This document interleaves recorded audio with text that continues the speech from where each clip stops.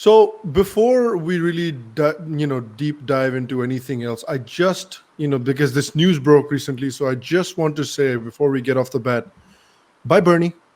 Good knowing you. See you later. I know. Uh, give me some of your thoughts about that latest development.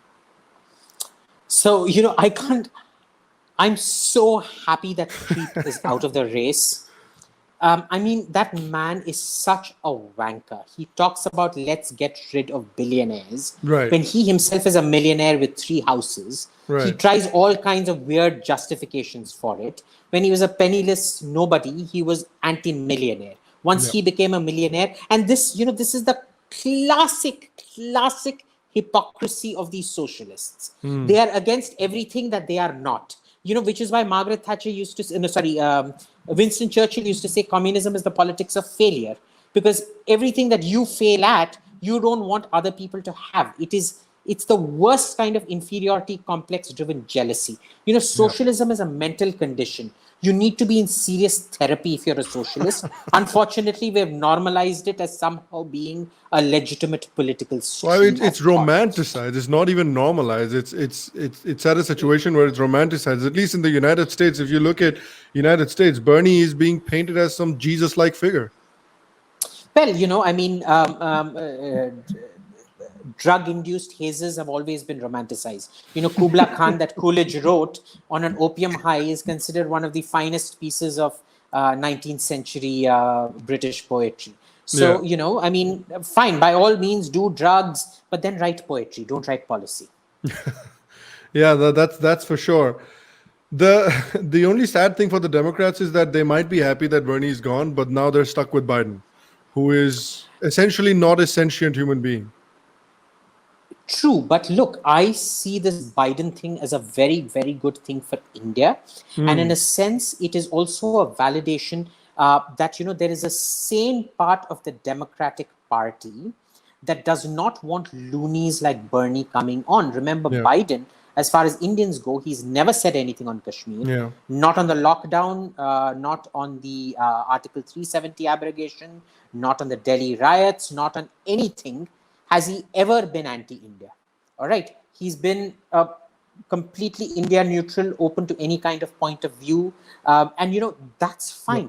Those are the kind of sane Democrats we need to be supporting in that sense. I don't know how many people are aware of this. I don't know if you are either, Abhijit, but there was this whole furor kicked up by a bunch of these progressives and Islamists who were attacking this Indian guy who was working for Joe Biden's campaign as like an outreach coordinator or something.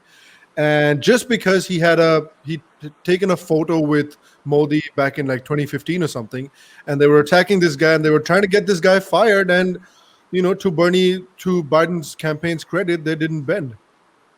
They didn't bend. And I think that was to their credit.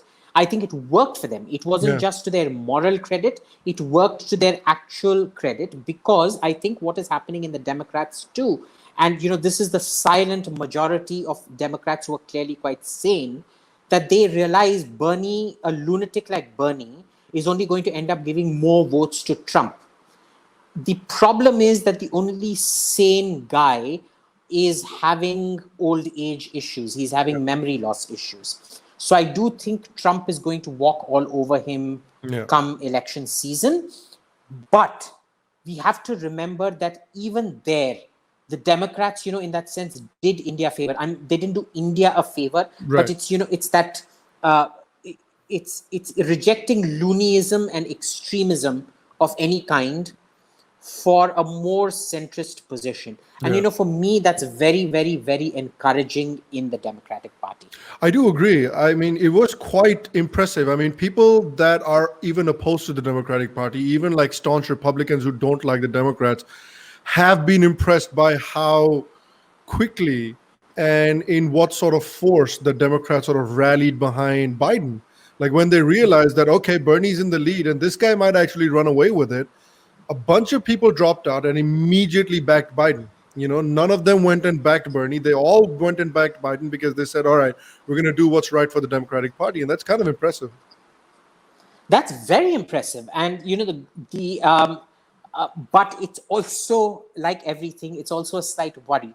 Because remember, a lot of those people were also not entirely pro-India in that sense, right? They fall for those Islamist talking points. And the issue is when the victory, if Biden, he's not going to win, let's be clear about that. I don't think so.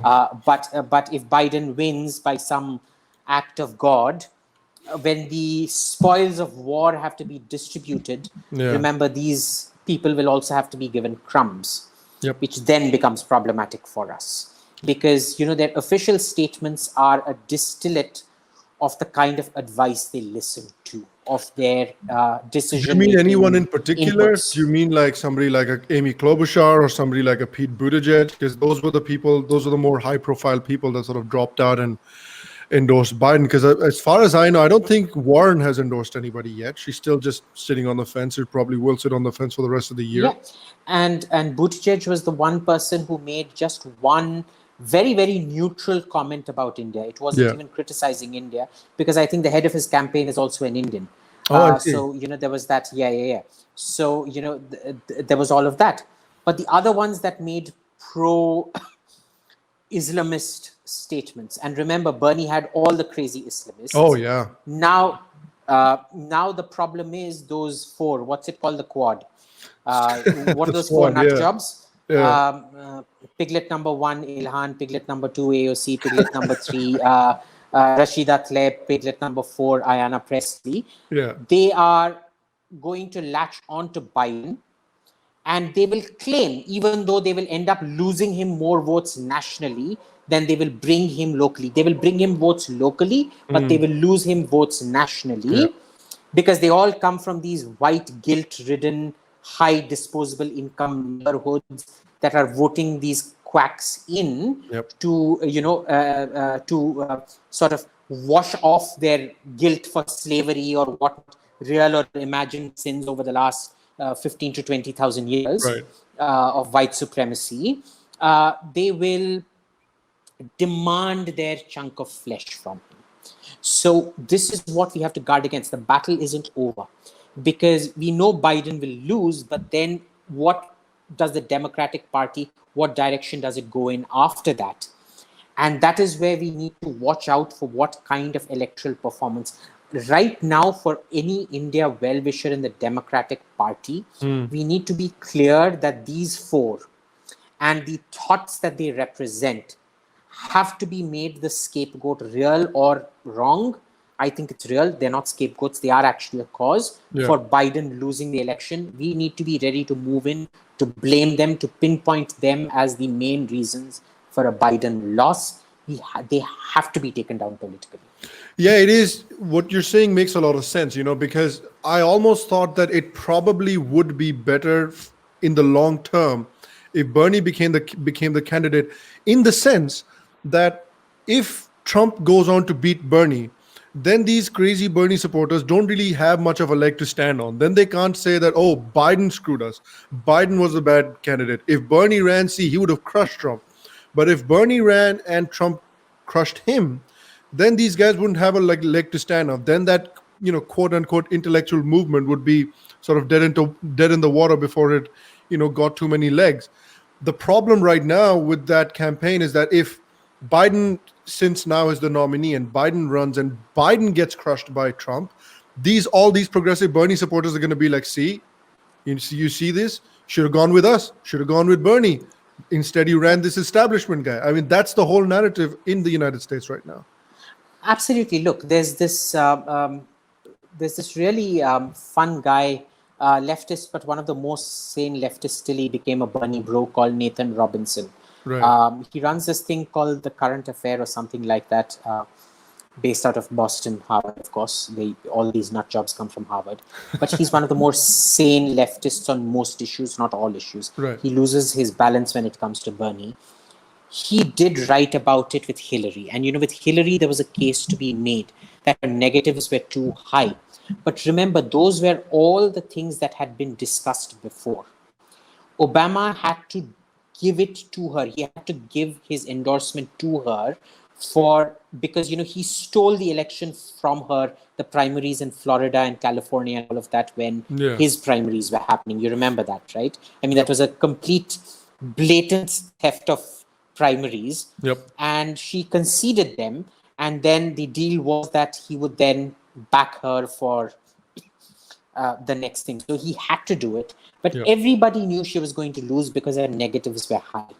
Biden, on the other hand, is a likable guy. All right, his negatives aren't high. That he's going to be crushed is going to be because of his health issues, not because of his politics. But in this case, so I think it's very important in the post-election crushing to keep reiterating that point, which is why we need to be proactive and say, look, Biden had health issues, your guy had negatives. America is never going to vote for a communist. We need to start that campaign now. We don't wait for this to end, right? We have to keep that thing going on because they will try to delegitimize Biden. And we've got to, for India's sake, we've got to protect Biden. We have to show that the Indian community will rally and the Hindu community will rally behind people who don't shit upon us publicly. Number one. Number two, and this is what really worries me, in many ways, this mentality that if only Bernie had been there is a lot like the German interwar mentality. If only the Kaiser hadn't screwed up, if only the Jews hadn't backstabbed us, we would have gotten here. That's a very, very dangerous. What happens out of that mentality. That is where Nazism arises from. And Nazism is National Socialism. It isn't national capitalism, it is national socialism. Let's not forget that. And this is where, this kind of, it won't be Nazism like that, but it will be fascistic. But that's not necessarily a bad thing, because the more these people make fools of themselves publicly, 2020 is in 1920. Right. 2020, you had newspapers that controlled the image very, very carefully. 2020 has made everybody else's valet. You can literally, nobody's a saint anymore. Anything, you come on Twitter, you'll find 100 different scandals about him or her. So I don't think it will last contact. But look, let's deal with the immediate threat first. If and when that arises, we'll deal with that later.